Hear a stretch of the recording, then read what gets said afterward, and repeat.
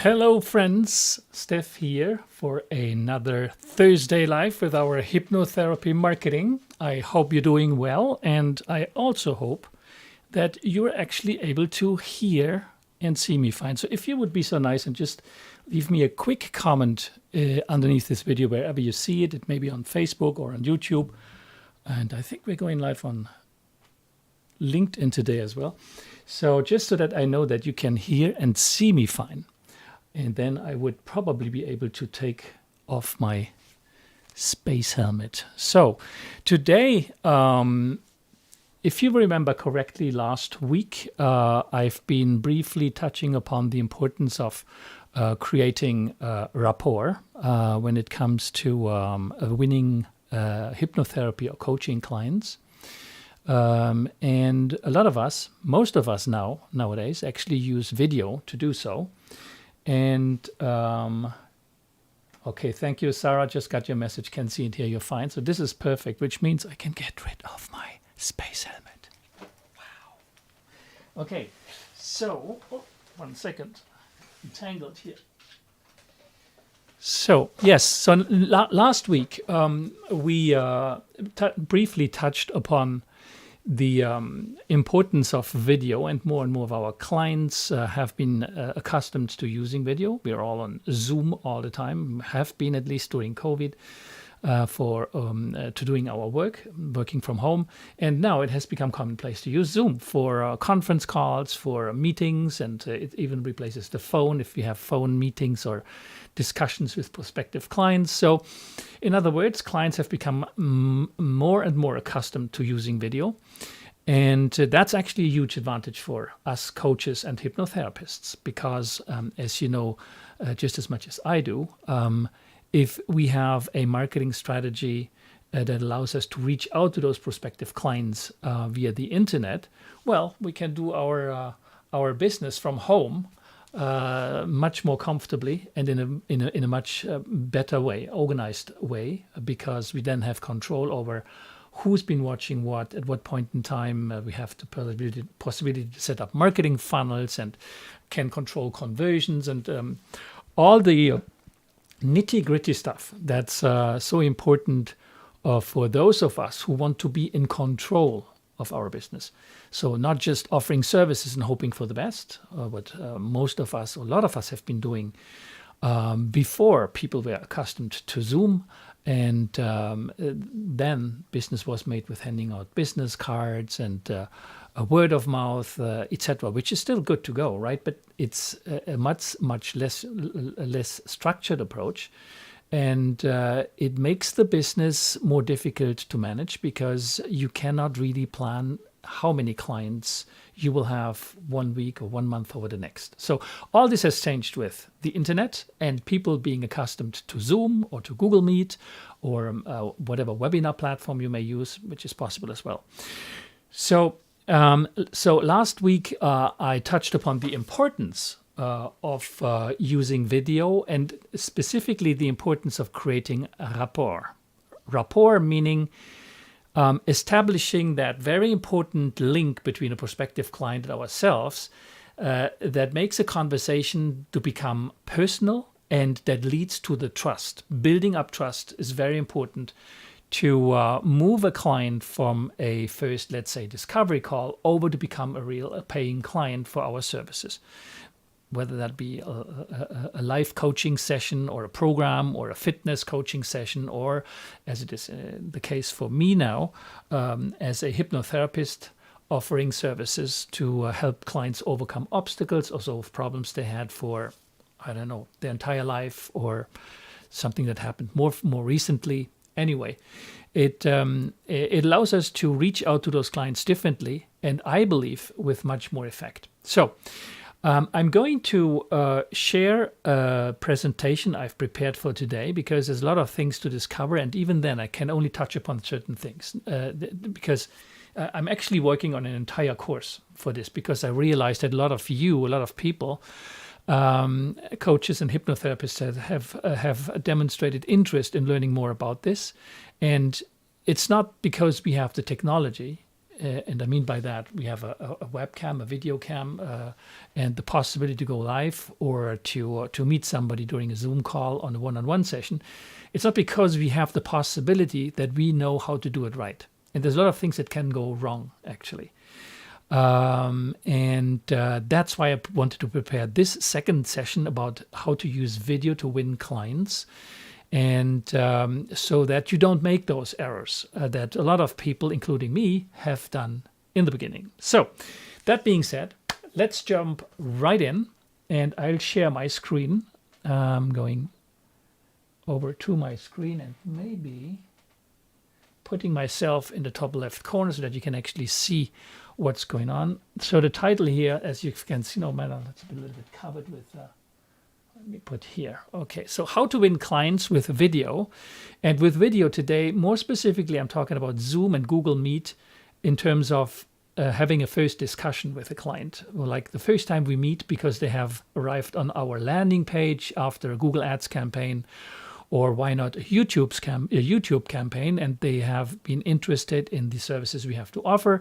They arrive on our landing page, and guess what? They booked a call with us on our calendar, and here we are going into a meeting with that client. So what do we have to be careful about and pay attention of? Let's have a look. So, yeah, it's a repeat of today's topic. So as a coach and hypnotherapist, what to be mindful of when using video as your go-to media to win prospective clients. Let's first talk a little bit about the advantages of video. For example, Zoom. Most of us use Zoom. So first of all, as I mentioned a little bit earlier, Zoom has really become the norm. Every one of our clients uses it or has used it, knows how to use it.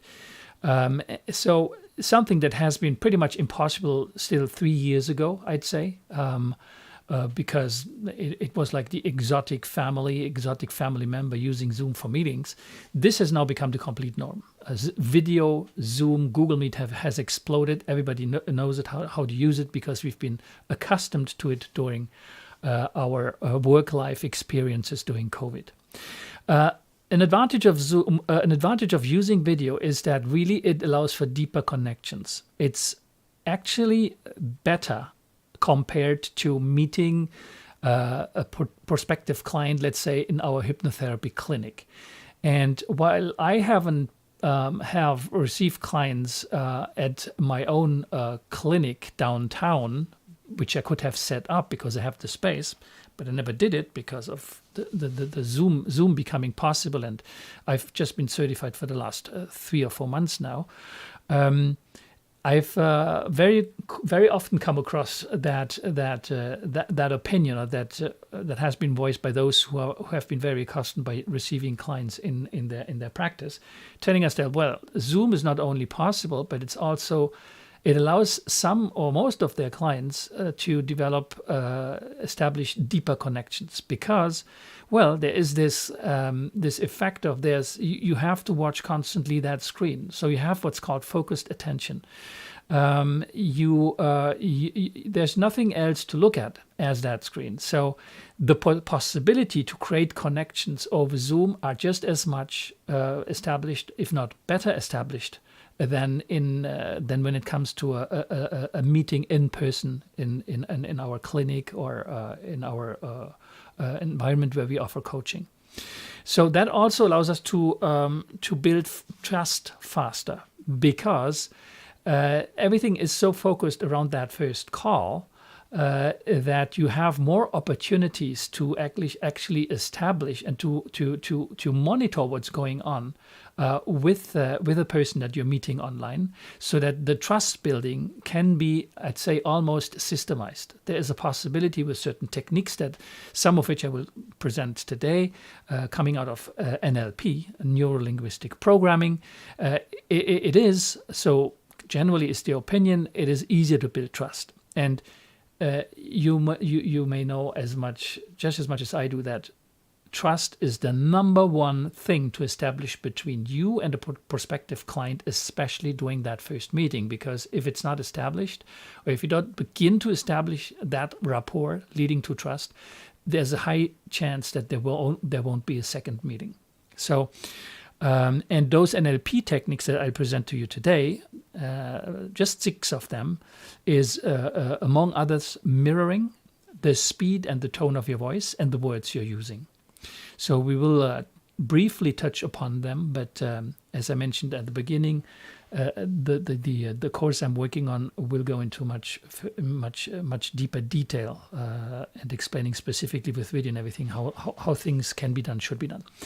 So, and the last point here that you see here on the screen, engagement, monitoring, and reaction, because there's such a focused attention between you and your client, you once you know what to look for. And again, that's things that are not difficult to learn. You just need to know what to look for.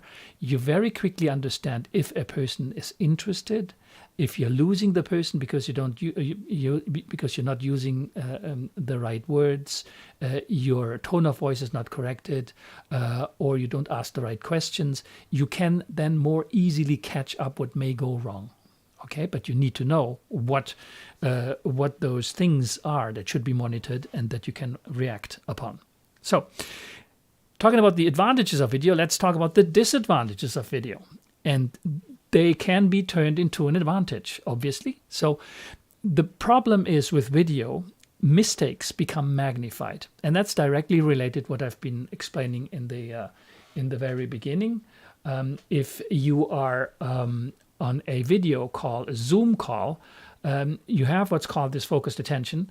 And that means that if something is not the way it should be, whether that be your environment that you've created or you, the way you talk and the way you interact with that person, those errors get magnified because there is this box effect.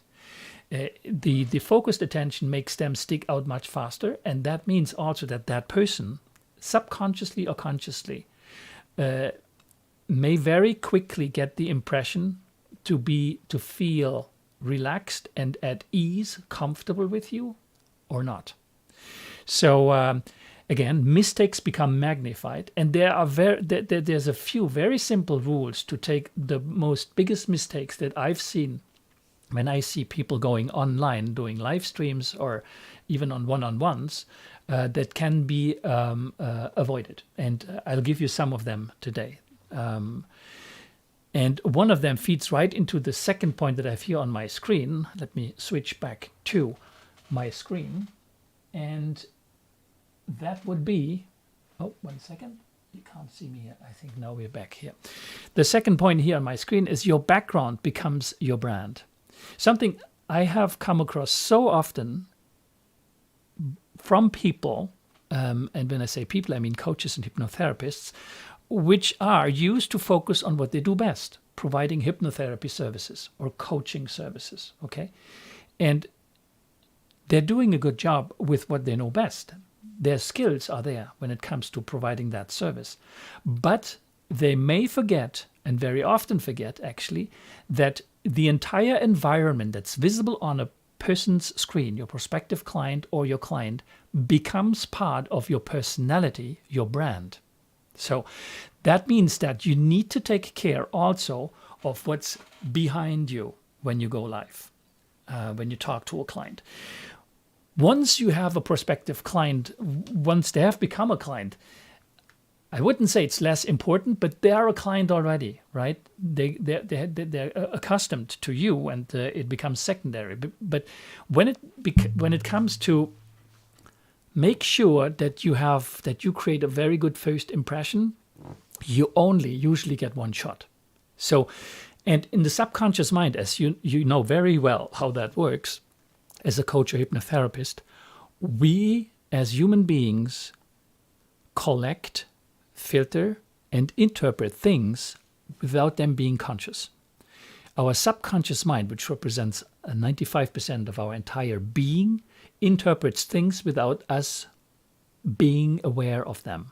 But they will form an opinion, and they will influence the decision those clients, potential clients, make whether or not they want to work with you. So that means it is very important to take care of your entire brand, which includes not just you, but also the background with which you go live. And we'll have a look at a few backgrounds in a few minutes, and we can test whether or not you spot what's wrong or what's right. At the same point, the third point on this screen here, your looks tell clients who you are. Okay, it means that, well, of course, it may seem obvious, but I have seen coaches and hypnotherapists not taking care enough about the appearance they have, and it can be very basic stuff. Don't get me wrong. It's stuff like, is your hair in order? If you want to wear makeup, and usually you wear makeup, you want to just make sure that your makeup is done in such a way that represents who you want to reflect, who you want to present to a person. The clothes you are wearing, the lighting you have as well in your studio, wherever you do your Zoom. All this reflects on what is reflected on the screen of your prospective client, where they are, wherever they look at you. So you've got to take care of everything, really. And it doesn't mean that you have a specific dress code to adhere to that would be working more or less good. What I'm saying is that be mindful of that aspect, and that it's very important that that first meeting comes across, you come across as the person you'd like to reflect, you'd like somebody retain once the call is over, right? Take me, for example. I mean, I'm always taking care of being dressed in a specific way. I like specific types of clothing, fitness clothing like this one. Sometimes it's more funny. It's a Spider-Man theme or a Superman theme or whatever. But I'm always going live in the same style, let's say. My backgrounds, and I'll switch back to my backgrounds just to show you what I mean. My backgrounds are taken care of, right? If you look at this background, it's not a green screen. Green screen, by the way, are very tricky to handle. This is a real backdrop. It's not a green screen. I mean, I can show you that I'm able to pick up objects in my screen. So this is like a carefully designed background. You may or may not like my background, but you see the importance when it comes to reflect a professional, to provide something with a professional look and feel, the way you want to portray yourself and your business and what you're doing. And without going into too much detail in terms of the technology that I'm using, because it will be part of another video stream that I will be doing, I have the possibility to create a completely different atmosphere. For example, if I switch to camera 2 here, you find myself in a much more privacy, warm atmosphere. The tone of color scheme has changed, if you're carefully noticing between the two. I have a bookshelf in my back. I still have the frame, the image, the painting in my back, but it's a different setting. It's a more cozy environment, and I can switch them around. This is my live stream environment, but even doing live streams, I very often switch to the cozy one. And I use them in a very specific manner as well, okay? It's not something I'm going into today, just to show you to be mindful of your background, okay? Going back to the presentation, Zoom fatigue, and it's something I want to touch upon very quickly only. It's when you start doing hypnotherapy in a way that really works. I mean, when your marketing funnels work and you have like 2 clients a day, sometimes even more. And I know people who had like 3 to 4 clients a day, and you do this over Zoom over and over again. Trust me, it's very quickly done that you become less careful. You can become careless, and it's something really to be mindful of. That you make sure that for whatever meeting you're going into with a client, you make sure that you're at your best, and that what appears on the screen of your customer, your client, is what you really like to portray. So because when we become accustomed to something, we take it more easily, and we let some things go through that otherwise we wouldn't have let let slip if we were conscious about them. And I'm talking about a personal experience too, because it happened to me that at some point in time I was just like, I had few times to prepare, less time to prepare. I didn't prepare in advance actually, and suddenly I realized that, well, my sweater was not at all the sweater I would normally use during an online, and my lighting was off because I had the lighting specifically for a setup for a video, a production I did the day before, and I forgot to switch it around. So my lighting was really off. Did my clients or my live stream, was it a live stream or clients? I think it was a live stream. Was it like flaring out and being very obvious? Maybe not to everyone. But if you do live streams and those screens appear on YouTube, one next to the other, because you've got all your channel videos, trust me, it sticks out as not being the same. And if we talk about using video also for our marketing purposes, you really want to take care of that. So as a side note, today, as I mentioned at the very beginning, I'm talking more about Zoom calls and one-on-one calls when you have a first meeting with a prospective client because they found you, want to talk to you, like a discovery call. But the same applies, sometimes even more so, if you want to use video for marketing purposes, like doing video clips going on YouTube, when you do Google Ads campaigns in the display network on Google. Because once you know how things work and how they can be done to really appear professionally, then the next step is to use that knowledge to do actually video to reach out to potential clients and to appear in marketing campaigns on YouTube wherever those people are looking for services such as yours. Just to give you one very quick example, I will be going very soon into YouTube's video ads because YouTube, we know now, is way more focused in comparison to Facebook. It is as good as well focused as Google Ads, but it is way better in terms of focus than in comparison to Facebook, which means the conversion costs are lower, the click per cost are lower, and with the added benefit of having the possibility to create instant rapport, something you cannot do with text on a web page and not even with images. Video is really the go-to tool. So just as a side note, once you start learning about video during your discovery calls and how to win over clients, the tips that I will provide you with, that we will start today, very quickly you realize, oh, wait a minute, this is something I could actually do to do video on YouTube. And this may sound like, today, for you, if you've never done it, it may sound like taking a rocket and flying to Mars. But trust me, once you know how easy this can be done, the next step is very easy to go on and use YouTube to reach out to potential customers. But let's finish this first because I'm so fascinated and fascinated. I just love marketing, digital marketing. So I'm often taken away, talk about new things that I discover and ways to apply them to improve conversion rates and all this kind of stuff. So you'll excuse my little side note, but okay, let's continue. The last point is a very important one. I mentioned it a little bit earlier. There's no second chance to make a good first impression. Keep that in mind. There's no second chance to make a very good first impression. You only get one, and you don't want to miss that one. And I'm saying this because you may get away with more or less good environment, because a client has caught something that was really of interest to them because your skill level, the way you talked or whatever you were presenting, your advantages, your testimonials that you could. So they may come back if something went wrong. And with something went wrong, I mean, like in terms of your branding, something was really off. You may have had a bad day or whatever.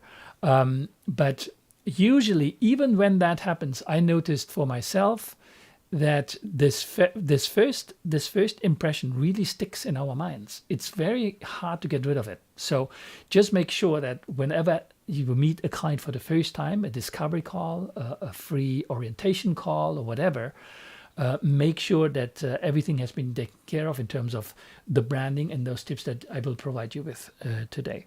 So let's go back to the presentation. Let me flip myself back in, move to the next screen. Here, now, mistakes become magnified. You remember that point. I was mentioning it earlier. Your background becomes your brand. And here you've got a few examples. You've got at the top 3 examples that I think to be good examples. And you have 3 examples at the bottom that I believe to be less optimal examples. Top left, look at the lady and the way she took care of her background. It may seem obvious, but it's not. This is a very cleverly and very well designed background. Look at the framing of the picture. This is the frame of the actual video. She has a beautiful, colorful lamp with a lamp shade, which is switched on to provide a nice, cozy lighting in the left corner with a few books arranged and 2 nice paintings at the wall.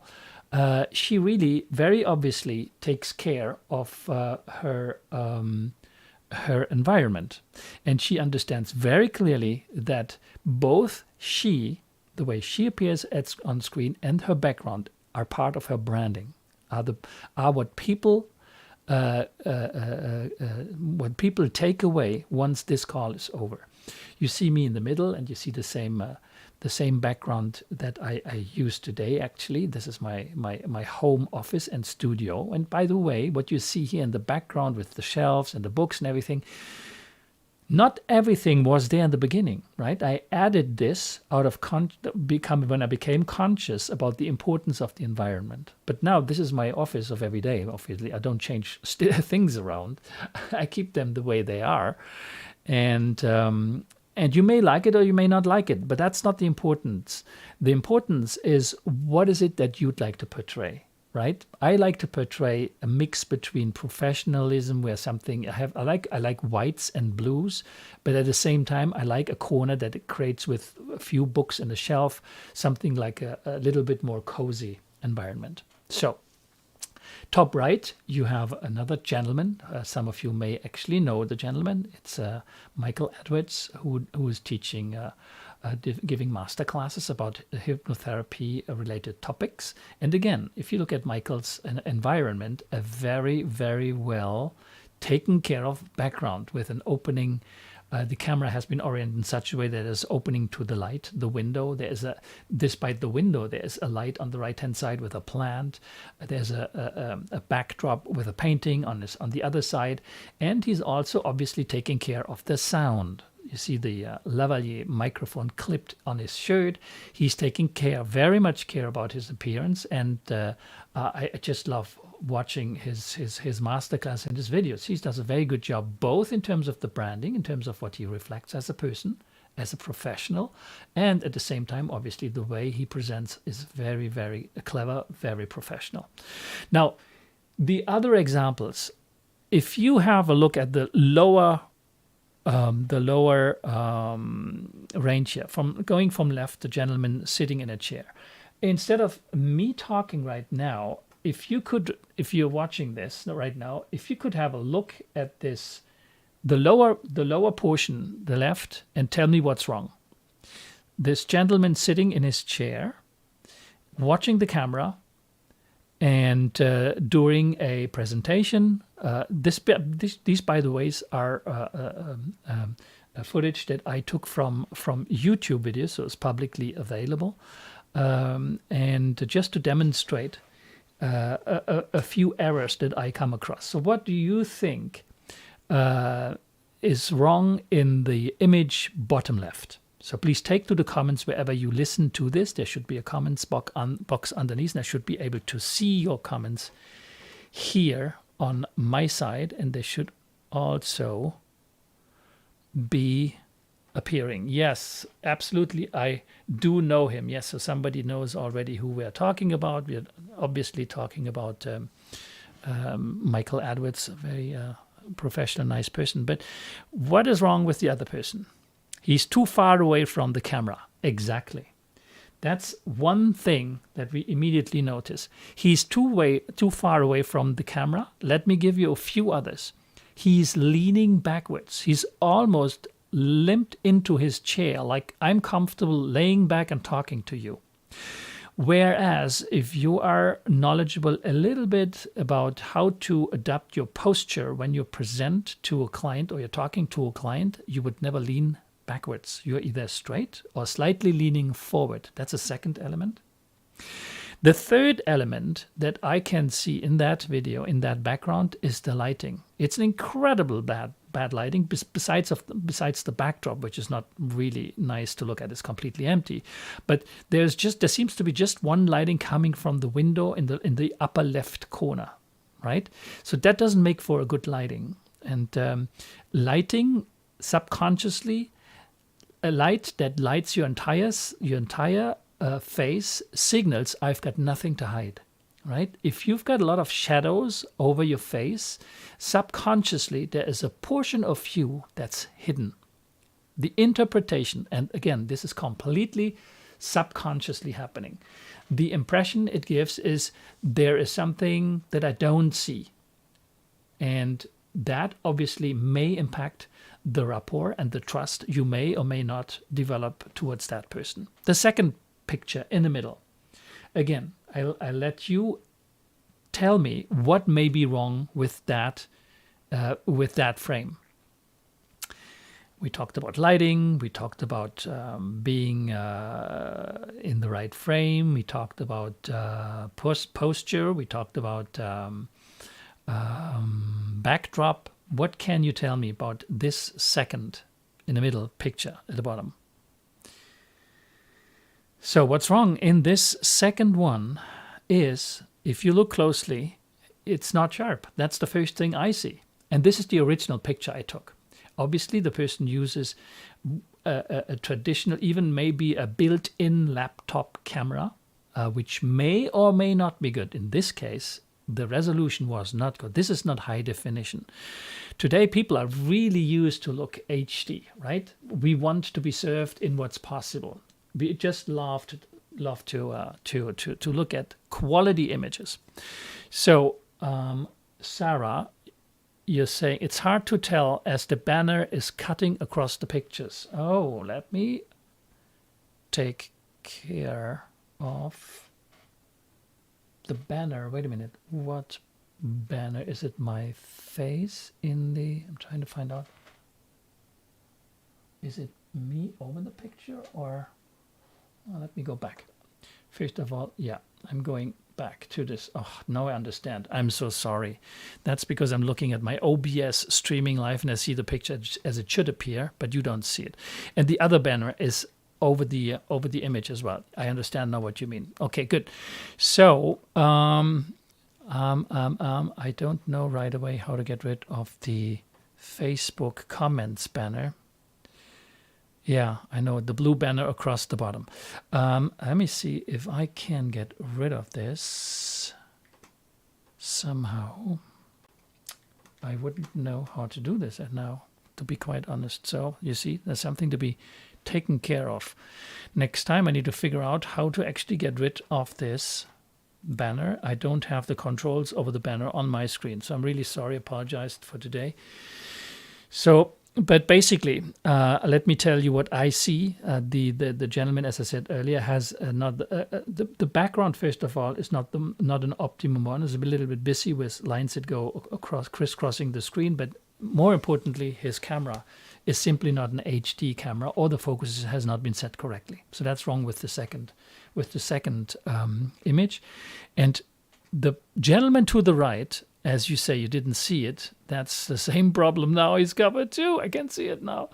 Oh, man. So the second gentleman, let me come back here, is basically he put his laptop somewhere on a shelf in his kitchen, is filming himself to have great light. Probably the laptop is in front of a window. And then the entire backdrop, everything goes from light to dark to very dark. There's a huge dark funnel. And then you have kitchen utensils appearing on screen. So you see there's the coffee machine to the right. There's the oven and the stove to the left. So these are not professional backdrops, right? Because if we say that the backdrop, your background is part of your branding, you probably don't want to portray or do your streams or meeting your clients from your kitchen, obviously. So that's just a few examples to provide you with to talk about the importance of the background, because it is an integral part of your brand. It's very important to take care of it. And there are a few examples, very easy examples of taking care of them. Just one, maybe one idea is if you use a phone to do your interviews, which is absolutely possible. Your hypnotherapy sessions can be done over a phone, because very often they have very good cameras. In that case, you would absolutely need to use a tripod, and the tripod would be best not standing on your desk, if anyhow possible, because whenever you move your desk, the tripods are moving, the camera's moving, everything is shaking. That's one point. If you can invest into a DLSR, and that's the upgraded version of going live or meeting with clients, then that obviously is better, but it's a different type of investment as well. So, but in upcoming live streams, I will talk about those two options: a low cost option and a higher cost option, to make it possible for you to have a professional look and brand, even if you're going live with your iPhone, which is absolutely possible. So let's move to the next slide. Here we go. So now 6 tips and tricks you can use beginning today. If you're already offering your services to, let me switch where I appear actually. 1 second, here we go. 6 tips and tricks you can use beginning today. If you're already offering your hypnotherapy services, you're a certified and established hypnotherapist, or certified and or not certified, but an established coach. These are tips and tricks that you can apply right away. Here's a way to create rapport in under 5 seconds. And I'm mentioning this, although it seems incredibly obvious. I have seen hypnotherapists in training not doing this. So the first thing, very easy, before you go online, before you open your Zoom, be ready when your prospective client connects, which means that if you have an appointment for 1 p.m., make sure that at minus 10 minutes before 1 p.m., everything you need to conduct your discovery call or your hypnotherapy session is the way you want it to be. So there should be no paper rushing. You shouldn't be looking for things and turn around. And no, this is the moment to look a person straight into the eye, meaning the camera, and to smile. It's incredibly important. But a lot of people forget it sometimes, especially when you have what's called Zoom fatigue. I've mentioned this in the beginning. You may start forgetting about those things because you become so accustomed doing your stuff that you forget about the simple things. So look straight into the camera and smile. And say simply, hello, client's name, how are you doing today? Very simply.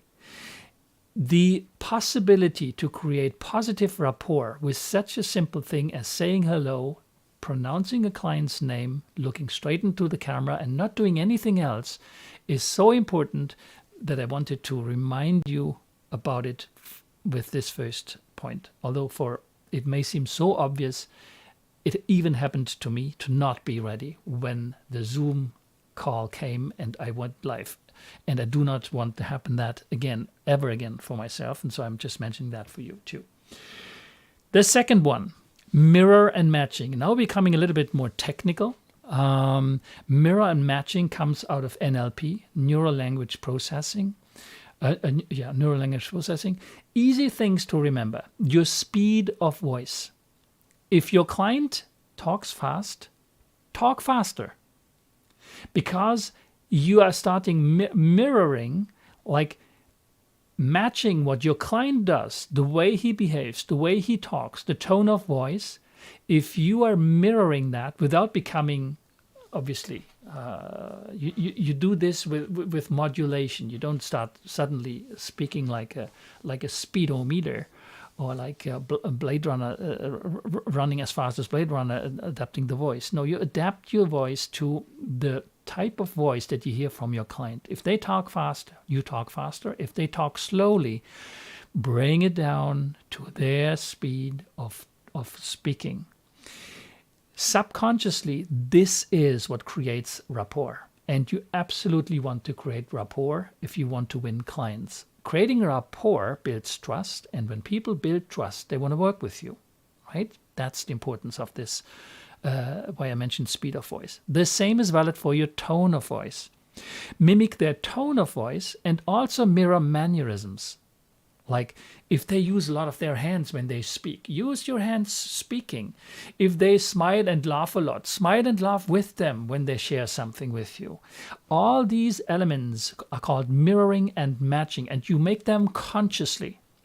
While you make them consciously, your client subconsciously understands, oh my God, this person understands me. We are on the same wavelength. We have the same language. It's very important to create for the creation of rapport. And I provide you just with another example here at the bottom. When they smile or are excited, smile and be excited. And if they're sad, be compassionate. Adopt the way you talk and the tone of voice to what you hear and see from your client. Very important, very easy to do. Observe yourself doing this, and you'll realize that your rapport and your potential to transforming clients into potential clients into paying customers will increase. Okay, next up, words mirroring. Use the same words or the expressions to signal that you understand your client, right? They're very simple examples that I will provide you with, but your clients begin to like you when you start doing this, right? And I'm mentioning this because you know just as much as I do that we often use different words to describe the same thing. For example, we talk about money blocks in hypnotherapy, removing money blocks, but your client may not perceive that as money blocks. He may perceive that as wealth issues, or I'd like to find abundance, right? The terms, the words they use are the words you should be using.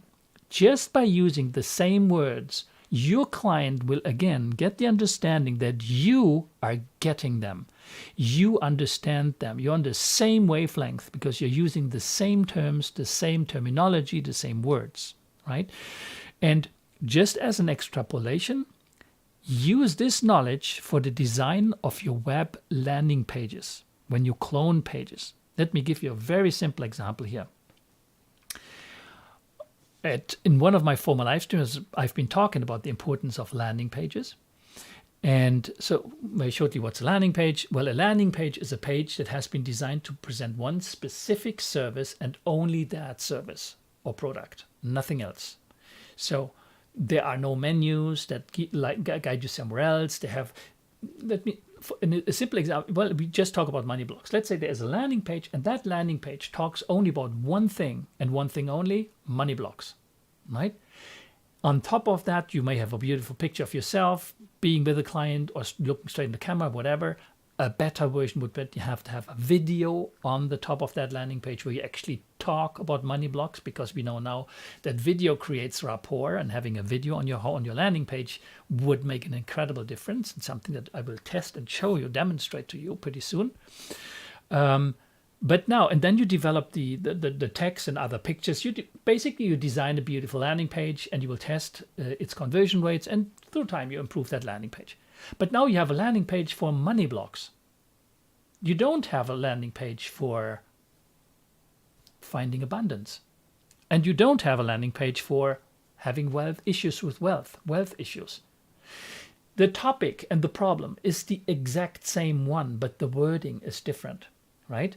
So what happens now, if you have a landing page builder that allows you to clone a page in a snip of a finger, like clone, it's there. You go back to that page. Now you have two pages. You have, or three. You have a money blocks landing page, a wealth and a wealth issues page, and you have a page for find abundance. 3 times the same issue, same service for you as a hypnotherapist, but your wording will be different, right? The wording in the page, the text. Whenever you talk about the issue, you would use the terminology that your clients would be using.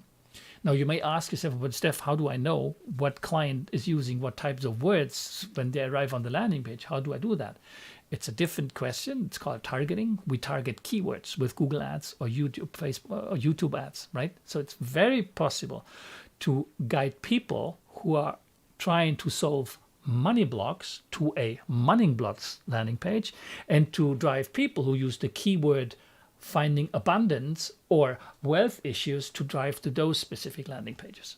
So, but with the landing page builder, that becomes very easy. So this is just to give you one example how to apply that knowledge once you become aware about it and how important that is, and how once you see the difference in conversion rates on those pages, like the number of people calling you to talk about them, that helping them overcome that issues, you will understand how important it is to use the right terminology. But it comes out of NLP, as you've seen here on this screen.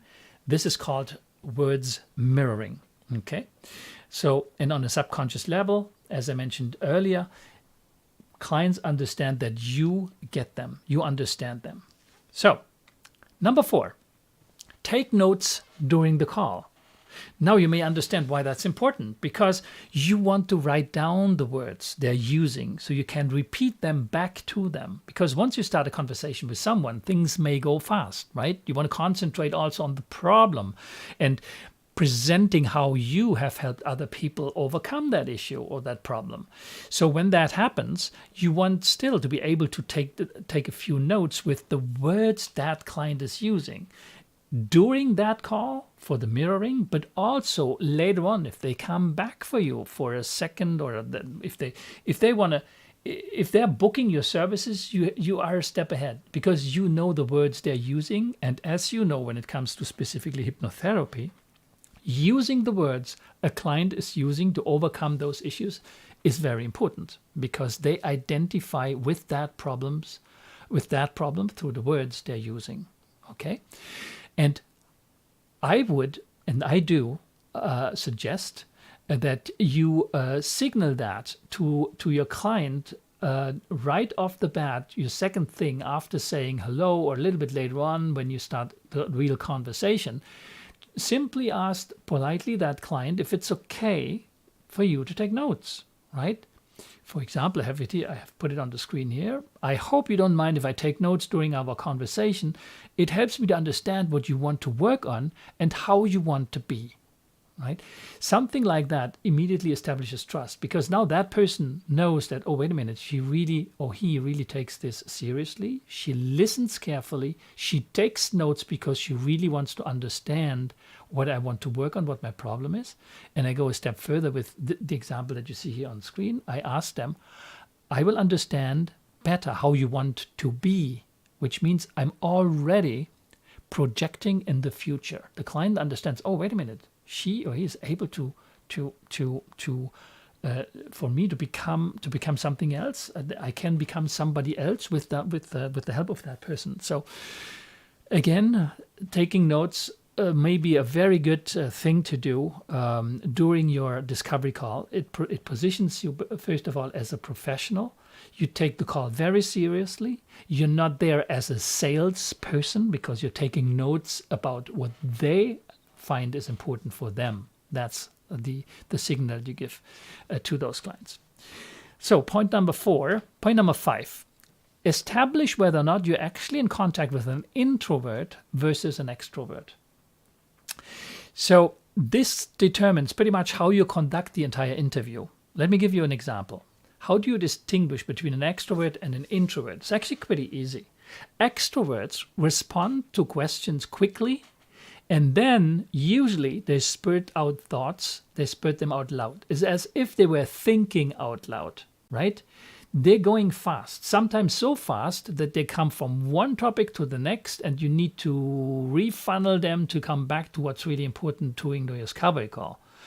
For these type of people, these type of clients, well, it's very easy. You let them speak, but you guide the conversation. You bring them back to what's important for them, right? You talk about what's important for them, but obviously that's important for you, because you absolutely need to understand what they would be working on, But it's easy to conduct a conversation with this type of people, with extrovert people. But the challenge for you is to not speak about world issues, politics, and everything else, because then next you find yourself in the discussion between cats and dogs and all the rest. So you want to let them speak, but you need to guide the conversation. In the contrary to introverts, they take more time.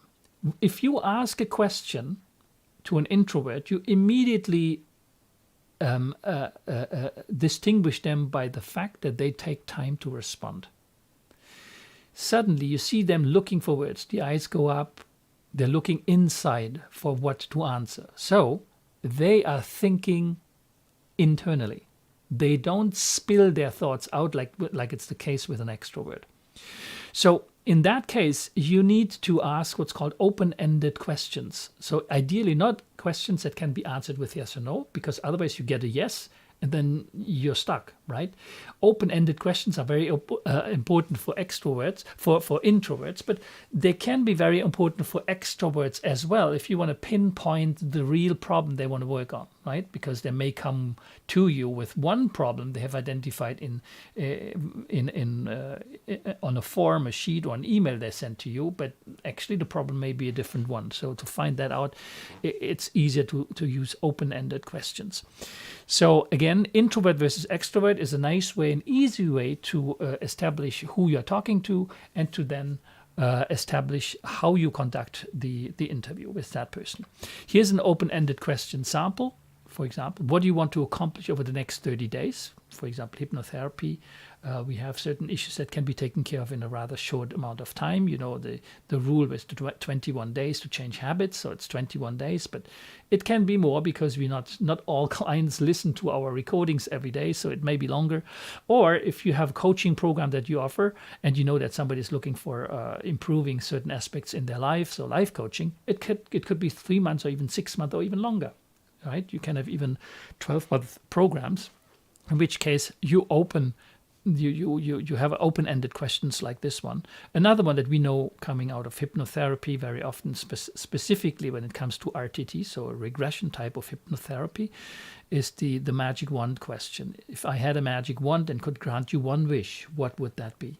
And now you've got this huge question mark, and the introvert goes inside, and even the extroverts go inside very often, because this is a very powerful question to make somebody come up with one single thing only that's the most important one.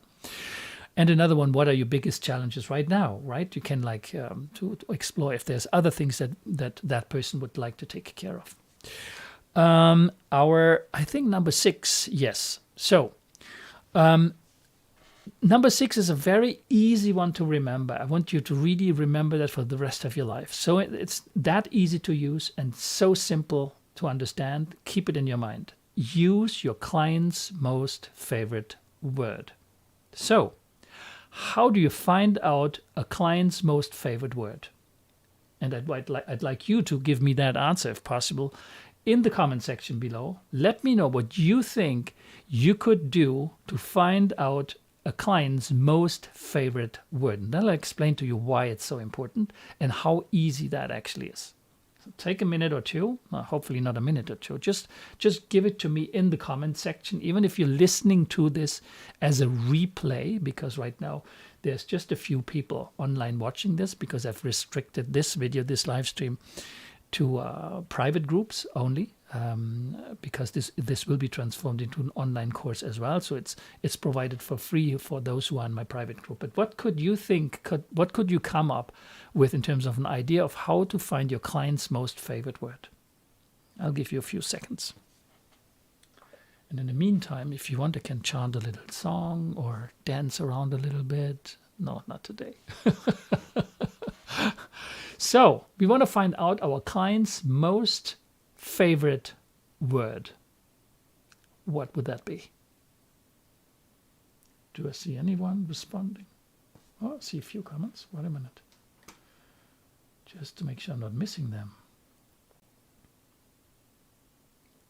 So Sarah, I see your comments mostly, because these are the Facebook comments. But I know that there are people on YouTube as well. But unfortunately, my comments box is not correctly set up here.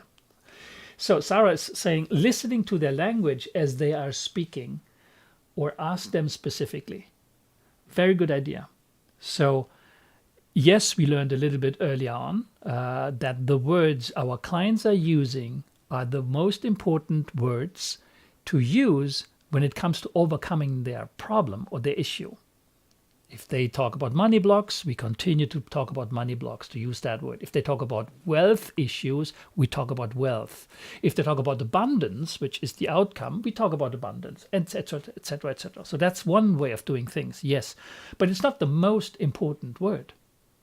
There is one word, any of your clients, it's the same word, any of your clients loves to hear, and that is their name. Everybody loves to hear their name.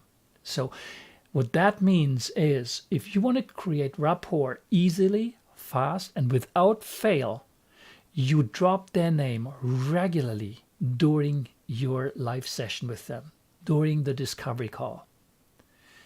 Hey, Sarah, I understand that you want to work on money blocks. So give me an example of how that type of issue came up recently or lately. Of what makes you think that you have problems with money and that there's a money block?